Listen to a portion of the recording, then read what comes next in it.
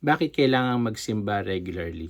Meron pong dalawang pangunahing dahilan kung bakit kailangan nating mag-gather together as a church on a regular basis. Number one is for worship. Ipinagbilin po sa atin ng Panginoon sa Hebrews 10:24-25. Basahin po natin.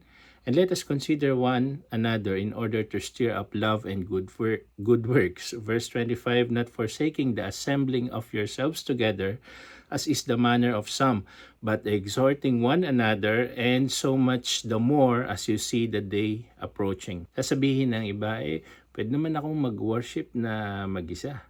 Pwede din naman kung sa pwede. Pero meron ding corporate worship na itinuturo ang Biblia, yung pagsasama-sama ng mga mananampalataya. Just like prayer, you can pray alone, no? Mag-isa ka kahit saan. And there are also times na we need to gather together as a group kasi yun ang design ng Panginoon. Also, mapapansin po natin na ito yung ginawa ng mga early followers ni Christ, ang mga apostles, ang mga disciples sa Acts 2:42. Basahin po natin. And they continued steadfastly in the apostles' doctrine and fellowship, in the breaking of bread and in prayers. Kagaya po sinabi ko kanina, yan po kasi yung ginawa ng mga nauna sa atin. And of course, if we are also followers of Christ ngayong panahong ito, we need to do the same. Notice the word steadfastly. It connotes yung consistency, faithfulness, yung pagiging regular. And ano po ba yung ginagawa nila? They continued steadfastly in apostles' doctrine. So it means merong preaching of the word. Ano pa yung isa? Fellowship, yung pagsasama-sama. There's more to it than yung sinasabi na mag-fellowship tayo.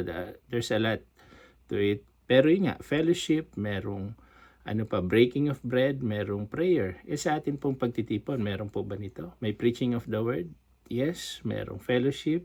Yes. Merong breaking of bread or Holy Communion? Yes. Merong prayer? Yes. No? And then other passages, sinasabi rin na sing one another, di ba? Yung mga psalms, hymns, spiritual songs as we exhort or encourage one another. So, yun po, we gather together as a church, number one, to worship. Number two po ay to fellowship. That's the second main reason bakit po tayo kailangan magsimba on a regular basis. Hindi po kasi designed ang Christian life to live in isolation. Kumbaga sa mga tupa ng Panginoon, may added protection kapag sama-sama kayo sa kawan. Ang madalas na napipinsala or nakakain ng asong gubat ay yung mga humihiwalay. There's a lot of together and one another verses sa Bible that can only be fulfilled kung tayo po ay in the fellowship. Di ba? Yung love one another, serve one another, or just like yung binanggit sa Hebrews 10:24 kanina na stir up one another to love and good works. So we cannot do it all alone, no, or on our own by ourselves. So we need fellowship. Number one, worship.